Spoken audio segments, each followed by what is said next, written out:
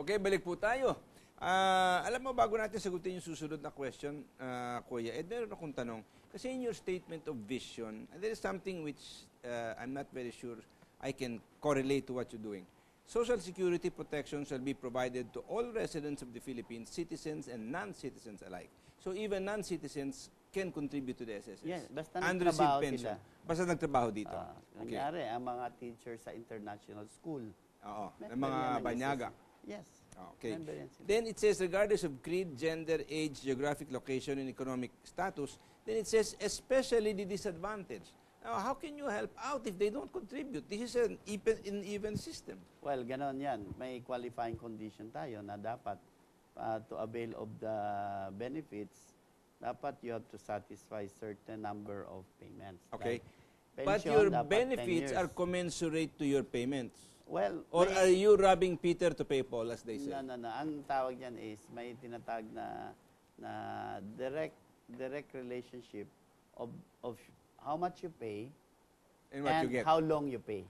How much you get, how long you get, determines what you get. Yes. Ganon yan. Ganun yun. So it's not the words, it's not a free ride. Hindi, it's not a free ride. Okay. I just wanted to clarify that. Wala malang ganon. Okay, from Ed Pasay, sabi niya, 0916-736-1553. Ask ko lang po kung ano ang requirements for a housing loan. Well, number one, talagang may regular income ka. Okay? That's number one. Number two, yung bibilhin mong bahay ay acceptable sa standards nung SSS. either SSS, Pag-ibig, or other Okay. housing. Pare-pareho ba ang standard? Almost the same. Okay. Kailangan yung, alam mo kasi ang bahay, maaaring ilagay mo kahit saan eh. Pero may mga bahay na prone to flooding, hindi pwede yun. Okay. May mga Na-identify na ba niya yung areas na hindi kayo magpapautang kasi these are flood-prone areas? Oo, dapat hindi pwede doon. Kailangan may certain elevation yan eh, na maaring acceptable as residential. Hindi ba kayo nakakakuha ng flood insurance? Pwede kang kumuha. Pero napakamahal. Well, kung palaging fina-flood ang bahay mo, natural, tataas ang premium rates noon. Okay. All right, from 0927-537-3649, although this is a question probably meant for an economist, tanong ni Bobot Tigas, totoo ba ang sinasabi ni President Noy na gumaganda ang ating ekonomiya? Kasi ang World Economic Report ay 30-month low inflation ang Pilipinas at nagbenta ng bilyong-bilyong dollar na halaga ng bonds. Well, those two do not necessarily mean that kung nagbenta ng dollar bonds ng central bank, it's because they think it's good for the economy. Or it will help the country because we have a very high level of international reserves, di ba? Well, ang tinatag rin na the economic stimulus is one is capital, di ba? The other is labor. The other is yung FDI. lupa. And then yung mga machineries mo. Pag kinumbine mo yan, may goods and services ka. In other words, you want the investment that is productive, not merely speculative. Yun ang nakakatulong sa bansa. Kaya mo, kung ang banyaga bibili ng condominium dito, kasi ang gusto lang niya, hindi naman titirat, kundi pagbibili lang, nag-i-speculate. Kasi bakit, ganun din ang ginagawa nila sa stock market, di ba? Many of the foreign direct investments that come in here, yung what they call the hot money flows, no? Pagka first sign of trouble, unang-unang nagbe-bail out yan at nagbebenta at umaalis, hindi ba? Well, that's the rational reaction. Siyempre, kung ikaw ay nakikita mo, bumabagsak na ang value ng investment mo, ikaw ba hindi tatakbo? But rational yun. A number of economies have done something different. Malaysia, for example, required a holding period before they sell. A minimum holding period if they make an investment. Ginagawa yan pag IPO. Yung IPO, yung bibenta kayo sa public, di ba? Una-una, it's a very close group or family. Tapos sasabihin nyo, okay, maganda itong aming company, pwede na namin i-IPO or initial public offering. But merong holding period. Normally may holding period. No, but I'm referring to foreign direct investments. In Malaysia, there was a time when Mahathir imposed minimum holding periods for foreign direct investments. Correct yan. Kasi para tinatag na mabawasan yung instability. Yung instability. They want money to stay. Yung hindi yung labas-pasok. Labas-pasok. Siyempre, nagkakaroon ng shock kung mabilis ang withdrawal at saka entry, withdrawal, up and down ang asset class. In other words, you don't want to stress the ability of the currency to withstand those in and out movements too much. Kasi ang economy can withstand tinatag na adjustment, but it is vulnerable to shocks. But there's always an excessive point that it becomes Kaya damaging. it creates shocks, hindi maganda Yung tinatag na soft landing, di ba? Yung everybody wants a soft landing. Pwede natin i-slow down economy, pero tawag niyan, soft landing. You know, Kasi may time mag-adjust lahat You know, that was what everybody was speaking of before the 288 crash. They wanted a soft landing. But the economies of the world didn't give them time for a soft landing. Hard landing. Hard landing crash. ang nangyari. Crash. Mahirap yun From 0915-538-8433 from Fredo. How many months po para makapag-loan sa SSS? 40 plus months na po ang hulog ko. Pwede na po ba akong mag-loan? Pwede na, pwede. Pwede na raw. 36 Kaya months lang. Pwede na. 36 months lang. Pwede ka nang mag-loan. Okay. But for application of benefits like maternity or sickness benefits, what is the limit? Anong pinakakonti? 6 months? Sa 6 months. 6 months na contribution lang, yung ibang mga benefits, pwede ka na. Pwede na. Sickness, maternity. Maternity, burial, etc. Burial, Pwede na. Alright, from 0915-538-8433, Fredo Sain of Tondo. Ano po ang manual computation?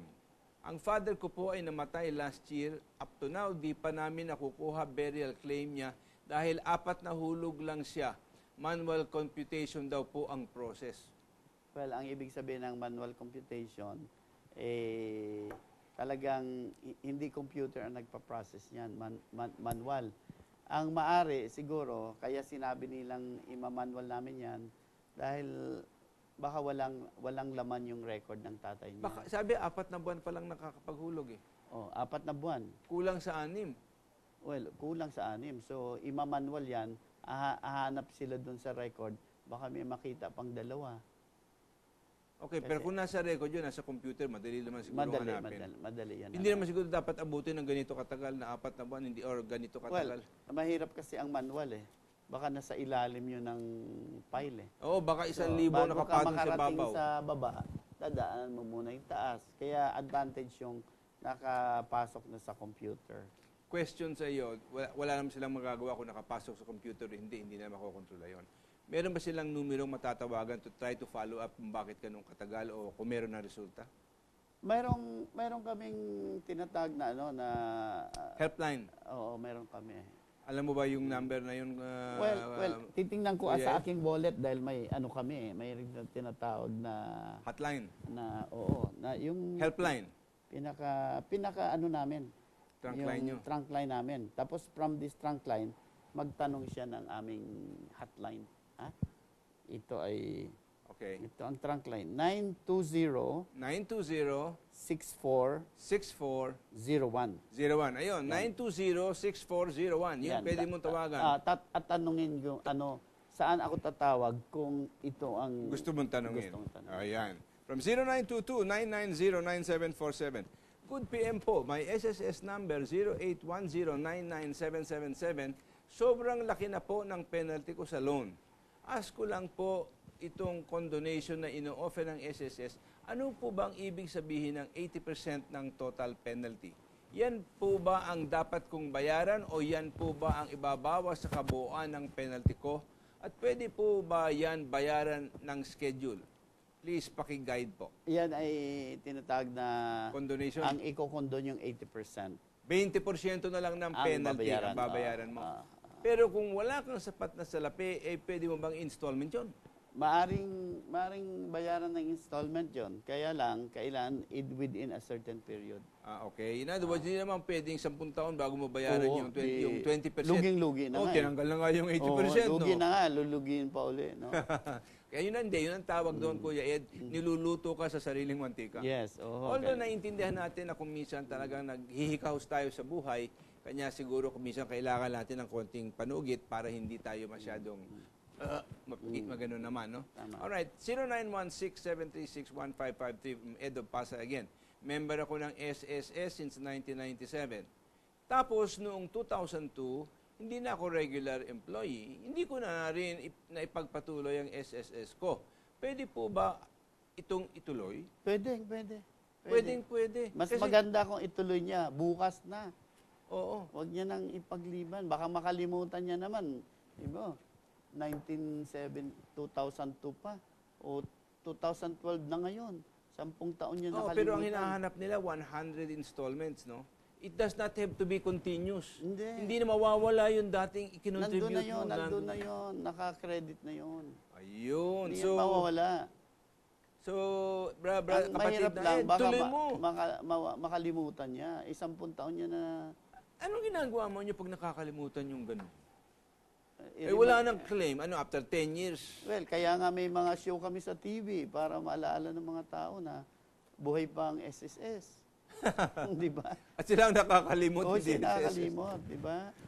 Nandiyan pa, may pundo. From Edwin Avantipolo again, naghuhulog po ako sa SSS regularly. Ano po ba ang standard computation ninyo for pension? Bakit ang daming tanong tungkol dyan sa pension yan? Hindi ba nakakaintindi o na hindi man napapaliwanag ng SSS ng mabuti ang base ng pagkukompute ng pension? Maring napaliwanag. Pero hindi pa rin naintindihan. Kaya lang, siyempre, may mathematical formula. So, para simple na lang. Tawagan nyo yung numero binigay ko. Oo, tawagan yon. Hindi, maring matawagan din nila ngayon. Sasabihin ko, ganito ang formula. Sige. For every year na member ka ng SSS, 2%. So, every year lang muna. May magmo-multiply tayo eh. Magkakaroon tayo ng drill. Okay, 2% for every year na member ka. So, kung 30 years ka na member, 60%. I-multiply mo yan sa hinuhulog mo. Kung sa 15,000 ka nahuhulog... Last na hulog? Yung dati mong, yung hulog mo, average na hinuhulog mo, naghuhulog ka ba sa maximum, which is now 15,000? Dati 5,000 lang yan eh. 1,000 nga lang dati. Ang maximum? Oo, nahulog. Na salary credit ang tawag dyan. Oo. Kung 15,000, i-multiply mo ng 60%. Diba? Which is 9,000. Yan more or less ang pension mo. Ayun, nadinig mo na. Yeah, simple Number of years times 2%. Times average salary. Salary credit. Average salary credit. Tatlong multiplication lang. Ang problema naman kasi naman yan. Kaya maraming... Maalala ko pa ba kung ano yung hinulog ko 30 years ago? Malaman. Hindi, sa ngayon lang, yung recent mo. Yung recent mo, last 5 years mo, di ba, maalala mo? Dahil kung nagsisweldo ka ng 20,000, ang salary credit mo, nasa 15 pa lang eh. So, yun lang, multiplier mo. 15%, naka 20 years ka. Di times 2, 40%. Times 15,000, that is 6,000. Yan ang pension. Ganun kasimple ang pension formula. Alright, 0929-183-7976. Ano na po status ng panukala na dadagdagan ang SSS pension ni Congressman Casino? Payag po pa kayo? I guess more money for you will always be welcome. Well, ang dadagdagan ang pension. Hindi yung dadagdagan ng pera ng SSS. Yung ba? Ang pension. Hindi yung hulog. Hindi yung hulog. Yun naman, kwartang palabas sa iyo. Pero ayaw mo siguro yun. Gusto ko yun, basta may pundo. Ganun na nga din yun. Kaya lang, ang tanong ko is, sapat ba ang binabayad ng member na para magkaroon siya ng additional na benefits? Okay, in other words, this is not so much a pay-as-you-go, but a relationship between sa hinuhulog mo at tatanggapin mo bilang pensyon. Kung gusto mong baguhin ng isang side ng formula, kailangan baguhin mo yung kabila, di ba? Para magkaroon ng equity at magpantay. Otherwise, kung tumaas ang pensyon mo na hindi nagbabago ang hulog mo, wipe out. Ay kailangan kunin nyo sa ibang miyembro. Mawa-wipe out. Mawa-wipe out sa hindi rin pwede. Okay? Alright, from 0949-473-9605. Yung nga pala, pag magte-text kayo, pakisabi naman kung saan po kayo nanggaling at saan kayo nagte-text para malaman po namin. Good PM po. Ask ko lang po, halimbawa, na matagal na patigil ang paghulog, tapos na ituloy, pwede rin po ba ako mag-loan kung wala pang 1 taon ulit? I think 6 months lang ang limit. Mare. Pwede na raw. Pwede raw mag-loan. Meron ka na palang 1 taon na regular. Pwede ka. Pwede. Basta dating member na siya. Tsaka dati ka ng member. So, that is very good. Pero kung dating member ka, 1 buwan ka lang nagbayad, ngayon magbayad ng 1 taon, hindi pa. Kailan mo 36 eh. Mag-36 months. Kung bagong member, di ba? Okay. From 63 or 0927-441-4302. Ang pinakalaki na monthly, anong pinakamalaki na monthly retirement given by SSS? Well, ang pension natin, dapat kung matagal ka naging member at sa maximum ang iyong binabayad, dapat lumapit ka doon sa 15,000. Theoretically, yun ang dapat matanggap mo. Oo. Pero alam mo, Kuya Ed, merong iba dyan nag-contribute 30 years. Tapos nag-retire. Tapos meron silang pensyon. Pero meron pa silang tinatanggap na malaking pagbabalik sa kanila mula sa SSS. May tinatanggap pang additional benefits na upon retirement. Na aside from the pension, meron silang tinatanggap na siguro yung mga over-contribution yon. Pag nag-pension ka, yan na lang ang dapat mo matanggap. Mayroon silang extra na tanggap pag December. Yan ang retirement. Extra 1 month. Oo, yan ang retirement na may 13th month pay. Diba? Parang may 13th month. Parang may trabaho pa rin. Parang may trabaho pa rin. May 13th month eh. Pero wala siyang ginagawa. Walang ginagawa. Yan. May sobra tayong investment income eh. So yan ang binabayad natin. Okay. From 0927-441-4302. I paid self-employed 1,300 for 22 years. How much do I get? You multiply 22 years by times 2%, 44. 44%. Times 1,300, you get... Yung 1,300, Ray, more or less, nasa ano yan? Nasa 12,000 salary credit yan. So, i-multiply niya yung 12,000, multiply ng 44%. Yun ang iyong makukuhang pensyon. More or less, kung hihinto siya ngayon. Kung maski na wala pa siyang 65, hindi, kailangan mag-60 kailangan mag-65 ka muna, ha? 60 ka muna. Or 60 ka muna bago 60, ka makapag-retire. So, ang formula niya, yung 1,300 na binabayad, more or less nasa 10 to 12,000 na salary credit yan. Ang kita niya. Nire-report niyang kita sa SSS. So, i-multiply niya yung nire-report niya by 44%. Yun. Yan ang mathematics nun. Okay.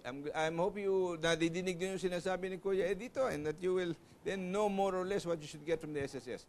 From 0919-865-6036. Ako ay huminto ng matagal sa pagbabayad ng SSS ko at ako ay 65 years old na ngayon. Pwede po ba akong magpatuloy sa edad ko ngayon? Ngayon, ang tanong ko lang ay kung 65 ka na at qualified ka na, mag-retire ka na at magpa-pension ngayon. Kung hindi ka pa qualified, kulang ka ng 10 taon or 120 months, ipagpatuloy mo hanggang mabuo mo yung 120 months, tapos pwede ka na mag-pension. Okay. But 120 months is 10 more years. I'm already 65, Kuya. Ano naman ang gusto mo? 65 siya, kung naka 8 years na siya noon. 2 taon. 2 taon na lang. From 0916-169-5348. Good PM po. Voluntary member po ako ng SSS. Nag-loan po ako noong 2000. Paid ko na po, pero nung naglipat po kami na wala yung mga resibo. Nung maglo-loan po ako, ay hindi ko mababasa at hindi pa natutuloy. Maaring ang karugtong yan nag-loan po ako, hindi pwede. Bakit ganun? Hindi naman sa question na wala mo yung resibo at sapakat wala yun, oo. Kung nagbayad ka, dapat ang record namin, nag-reflect na bayad ka. Hindi na importanteng may resibo ka o wala. Hindi mo kailangan ipakita yung resibo. Hindi kailangan. Ngayon, ang question, kung hindi lumalabas sa computer ng SSS, maaring hindi ka bayad. Maaring akala mo lang nagbayad. Akala mo lang na wala mo yung resibo. Akala lang yun. Yung pala, hindi talaga nagkaroon. Hindi nagkaroon ng resibo. Kasi pag nag-issue ng resibo at nawala mo lang, siguradong pumapasok sa record ng SSS yun. Papasok. At hindi mo nila pwedeng itago yun. Hindi naman ganung klase yung mga tao sa SSS. Well, na itatago nila yung gano'n. No? Hindi. Kasi accountable sila doon kung nag-issue ng resibo. Pag nanakaw yun. Hindi magbabalance si libro. Oo. Diba? Meron kang in-issue resibo pero wala kang tinanggap na pera. Pwede ba naman yun? Hindi. Walang negosyong tatagal pag gano'n ang practice. Wala. At saka pahihirapan po ninyo ang mundo ni Kuya Ed. Para siya magbibigay ngayon ng benepisyo doon sa mga hindi nagbabayad doon. Talagang mauubos ng gustong SSS. Ay kaawa-awa naman si Kuya Ed. Baka lalong mangayayat si Kuya Ed dahil sa ginagawa po na pagkakung gano'n ang inintay natin. From 0923-454-8087. Di ba pwede 55 na lang ang retirement age? Kasi maigsi na lang life now eh. From Rizal. Mahaba ho ang ating buhay eh. Bakit ang ka naman? Pilipino, mahaba ang longevity na. Tanong ko, Merly, bakit naman ikli ng pananaw mo sa buhay mo? Napakarupok na ba ng kalusugan mo? Dapat siguro pinapanood mo yung isang programa namin sa Miyerkules ng umaga dito po. Bawat Miyerkules, alas 10 ng umaga, ang tawag, Usapang Kalusugan. Para kung paano mo manumbalik ang iyong kalusugan at makapagpatuloy ka at hindi ka kailangan mag-retire at 55. Correct. Di ba? Oo. Ikaw, hindi ka magre-retire at 55. Hindi pa. 61 na ako rin. Hindi pa ako nag-retire. Meron ka pang 4 years. 4 years pa sa government. Alright, from 0917-605-5739. Isa akong pensioner, nag-lump sum ako. Pwede ba ako mag-loan? Magkano ang pwede kong i-loan? Hindi na pwede. Pag pensioner, hindi na pwede mag-loan.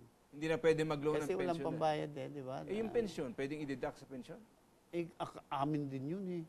Binibigay na kanya nga, pero tinatanggap ko regular yun. Can I not?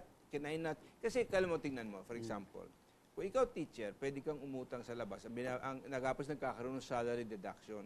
So, hindi pwedeng pension deduction. Ha? Hindi. Kasi ayaw niyo payagan. Ha? Wala na siyang kakainin sa sunod na araw dahil... Hindi naman ganun kayaman ng pensyon, di ba? Oo, maliit lang ang pension eh. Yung pangutang mo pa yun. Wag mo niya iprenda. Huwag na. Ha? Yung sweldo, pwede iprenda kasi kalahati lang ng sweldo ang ginagamit pambayad sa utang. Pero kung iutang mo yung buong pension, di gutom ka na. Hindi, maski na kaunti lang ng pension. Palagay mo, kung natanggap ako ng 8,000, prenda ko yung, or if mortgage yung salary, pension deduction na 2,000 lang. Well, hindi pwede ha? Hindi pwede. Kasi, maski na ganitong edad ko, gusto ko magnegosyo, wala akong kapital, baka sakali ganun. But in any case, from 0917-302-8066. Good PM po, pwede po ba bayaran ang gap sa contribution? Hindi. Kung hindi mo na bayaran, wag na ipagpatuloy mo na lang. Ipagpatuloy na lang. Wag mo na lang wag mo nang kalimutan 'yon kasi in the end sinusuma naman nila lahat 'yan eh. Sinusuma. Basta naman 'yon eh. 120 contributions nandoon naman yung binayad niya, nandoon din yung gap. Ngayon, forward looking na lang. From today, bayaran niya hanggang dumami na naman. Okay. From 0905-783-6402. Sir, pag 180 months contribution pero lowest bracket, magkano naman mape-pension ko? Ano ba ang lowest pension ngayon sa SSS? 1,000? 1,000 pesos? 1,000 yung lowest. Nako, isang singhot lang yun. Yung 1,000 isang buwan, ano? It's better than nothing. Well, kaysa naman yung wala. Diba? Kasi 10 piso lang ang kinocontribute nila noon. Oo. Ay, doon na lang ako sa pantawid ni Pinoy. Ibig sabihin, kung nagpe-pension ka ng 1,000 ngayon, ibig sabihin ang kinocontribute mo nung una araw, 10 piso every month. Pinapalit ko sa iyo 1,000 every month eh. Ang binabayad mo nun sa SS, 10 piso eh. Maagrabyado ka pa ba noon? 1,000. Okay, from 0932-715-5845. Good evening po. Bakit po ganun? Hindi ako makapagpa-ID ng SSS. Lagi na lang po number code 2004 po ako nag-member, huminto ako ng 2006. Bakit daw hindi siya makapagpa-ID? Kasi tumigil na siya ng pagbabayad? Hindi. May problema siguro sa kanya na hindi ko lang maintindihan. Hindi ko maintindihan. Kung bakit hindi siya binibigyan ng ID? Hindi siya binibigyan. Dapat baka may problema sa record niya. Okay, siya sa atin mo na lang. Tingnan mo ng formal letter ng SS kung ba't tayo kabigyan ng ID. But otherwise, they should be able to give that to you. May ID siya, may number siya eh. Hindi. Cellphone number yon. Cellphone number. Alam po ninyo. Wala siyang number na SSS siguro. Ayun. Kasi nagbayad naman daw siya in 2004, huminto lang siya ng 2006. Dapat meron kang member number. No number, code eh. Ibig sabihin, does not exist siya sa aming That means, baka hindi nagbayad yung empleyado mo.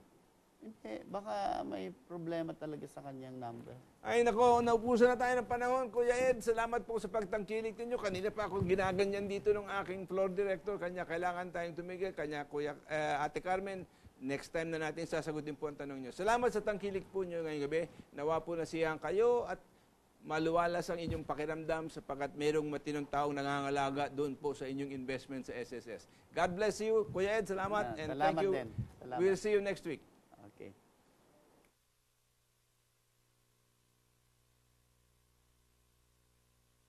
Huling ka ng aso. Kalaban Hindi nire-release naman ng pork barrel ko. So useless naman. Mga patay, papabigyan ko ng 5,000 from my... So, Marami hindi ko na nagsasabi na Hindi. Dahil baka mangyari, lahat ng madi-dismiss, mang-hostage na lang para ma-reinstate.